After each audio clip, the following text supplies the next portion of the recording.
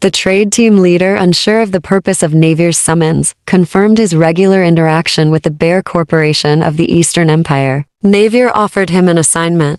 The team leader becomes nervous when Navier told him to relax. The plan is to induce Bear Corporation to check the proper use of promissory notes in trades.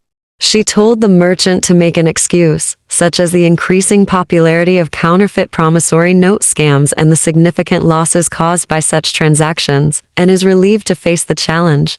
Heinley expresses his distrust towards an ally who has betrayed them. He wants to make the White Mon their port. Heinley is thinking to invade White Mon, fearing that they may betray it again at a more crucial time. He is currently focusing on the math to determine the consequences. Viscount Roteshu inquires about Rashta's recent absence and asks if she has seen Rivetti. Rashta denies knowing anything about Rivetti and is not interested in anything to do with her. Meanwhile, Rivetti wakes up inside a prison and sees an evil man giving money to another man, who asks if there's someone who have a grudge against her. Rivetti was forced to follow this last customer, with both hands tied tightly behind her back. Aurelio, a member of the Knights of the Imperial Guard, apologizes to Rivetti for scaring her. Surprisingly, she learns that Empress Soviesha knew about her kidnapping. The knight then reveals that Rashta is the culprit. Rivetti stays in the capital, grateful for the Emperor's help, and was advised to stay on the mansion, as it will be useful in the future. A nobleman, hesitant to speak, was allowed to speak by McKenna. He trembled and remarked that the Emperor of the Eastern Empire divorced Her Majesty Navier due to her infertility, causing Navier to ponder the situation.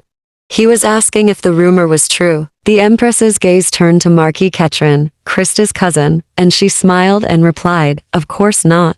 After meeting, Navier approached Marquis Ketrin, who had asked about her infertility. She told him that even if she is infertile, his family can't take her position as Empress, argued. Marquis Ketrin frowned, indicating he didn't expect such a blunt response.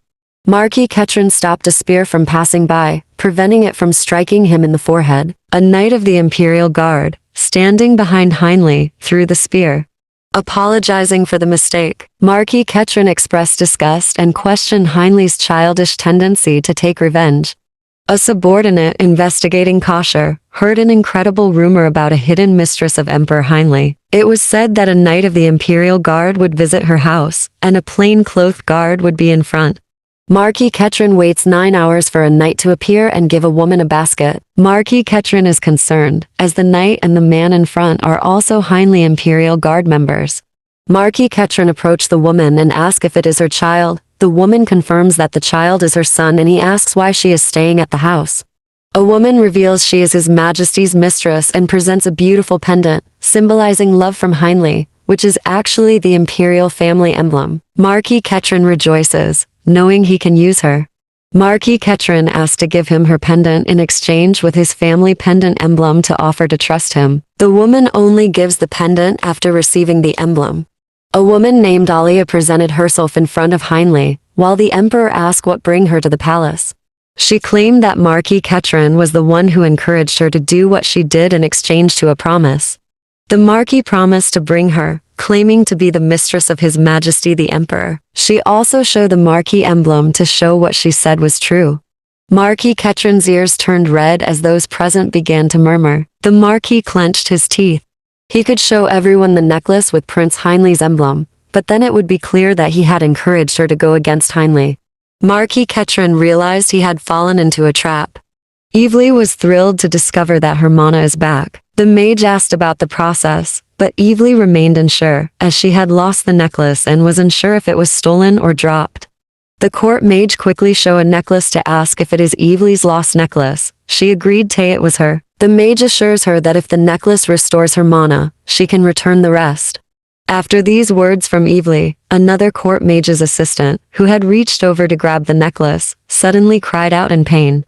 The mage called for Evely to get the doctor, as the senior assistant was still unconscious.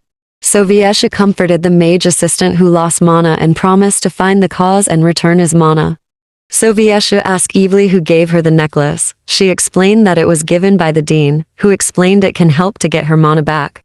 President of the Bear Corporation of the Eastern Empire handed him a promissory note in exchange for the purchase of special jewels from the Western Empire.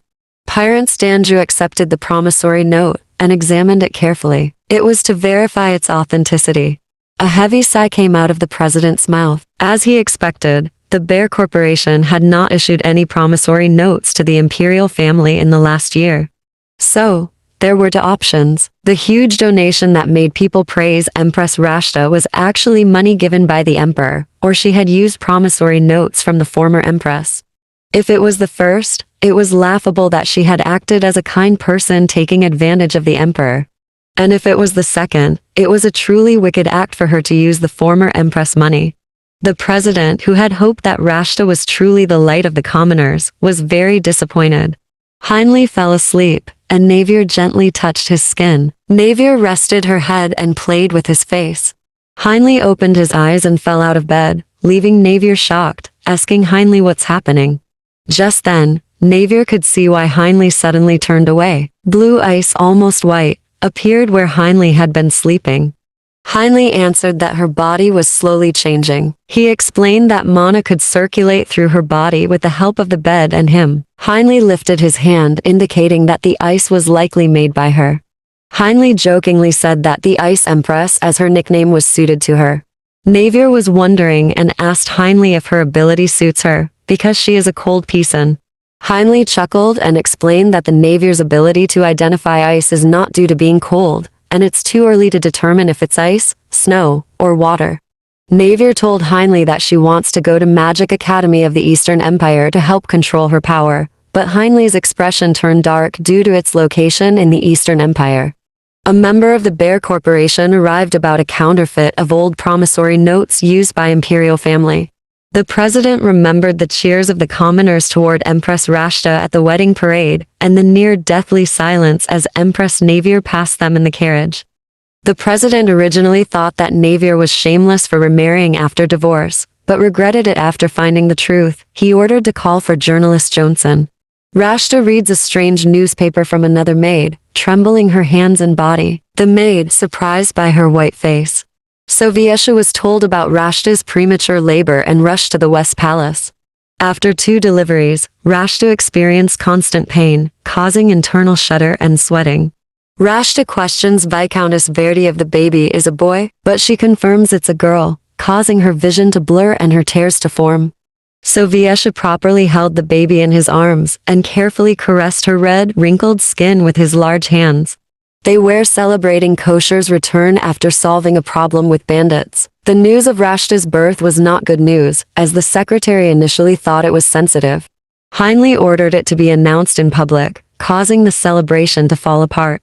Navier thought that it was a premature baby, revealing it's a princess. The secretary responds that the emperor sent an invitation to a banquet celebrating the first descendant of the imperial family, but it doesn't require their attendance.